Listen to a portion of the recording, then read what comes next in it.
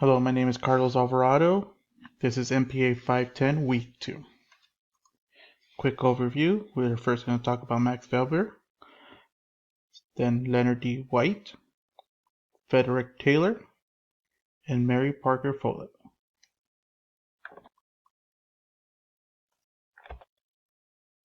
So first I'm going to talk about Max Weber and his articles from bureaucracy. And where I'm going to concentrate is on page 44 through 48, where he's talking about the position of the official. So he, on this position of the official, he has 5 points. The first point is he's talking about the vocational for office. He's talking about how the official should have a course of training, and he should be looking for like a long term and nothing short, like a long term position, and generally he is like has some type of special examinations and prereqs before employment. His second point he's talking about is that the point that the official should be appointed by a superior authority. This sometimes is by voted or sometimes by someone higher than that position. Next, he's talking about the position should be held for life, so he's looking more career oriented. Also, Weber states that the official should be paid salary and pension, and the salary should be fixed based on status and not the work that he has done.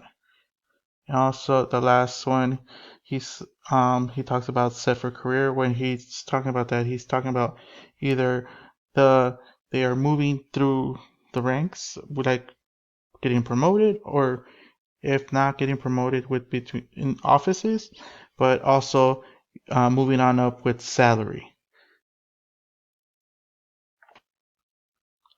I think the one for Weber's modern day situation I would say would be my employer.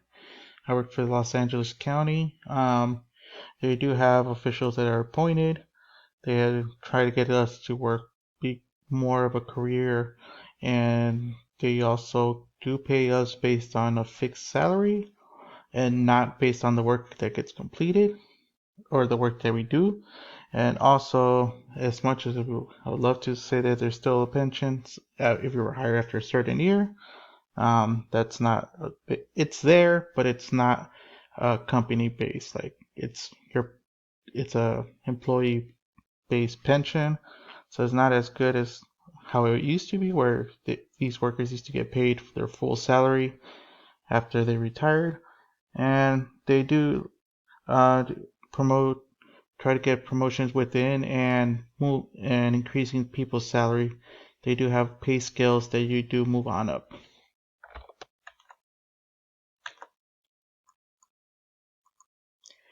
Next, I'll be talking about Leonard D White, and his was an introduction to the study of public administration. I'm going to be talking about page 49 through 45.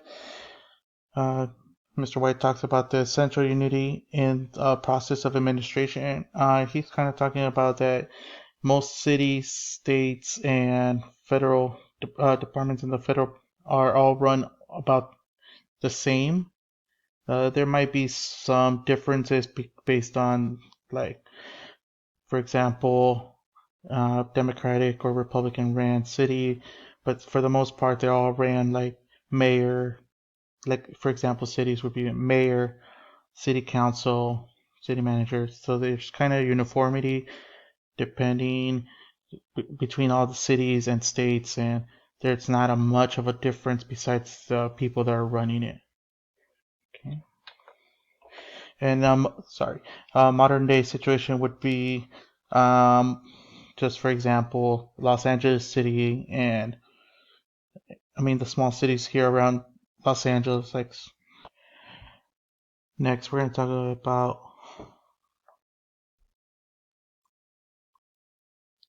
So we're gonna be talking about Frederick W Teller. Uh, about his is the scientific management on page 37. I'll be talking about the third principle. He's talking about bringing the science and the scientifically selected and trained workmen together. So basically, in like today's society, it would be like bringing the workers and the managers and the trainees, people that train all together, so they can work together to get the workers to be able to know the policies in case they change on a yearly basis, so they, everybody's on the same page. And just because he says that if you don't have your workers all knowing exactly what to do or with knowing the policies, um, there the science doesn't work if the workers are not knowledgeable to use the policies. Next, I'll be talking about Mary Parker Fallet, and hers is the giving orders. I'll be talking about page 63. What I found interesting, she did put that many workmen feel that being watched is unbearable, and she's kind of saying like it's kind of more like micromanaging. So in today's modern society, I feel like more workers, if they're micromanaged, for like they don't get as much done. There has been, like, for example, in the video they were talking about Google, how the employees kind of run everything. So that's kind of one thing that I found interesting, that how this was in the past, and now in the present time it's still kind of enforced. And the other thing that she talked about was like, don't blame for the sake of blame. So she's like, basically, don't be pointing fingers. Like, it's better to have like an educational, and so that the next person doesn't do the same mistake. And also, I feel like in my department, we kind of have, it's called the just culture. It encourages education and learning and not finding someone to blame. And I feel like as an employee, if I was to make a mistake, it's like I don't feel like I'm going to get punished just because I did something wrong.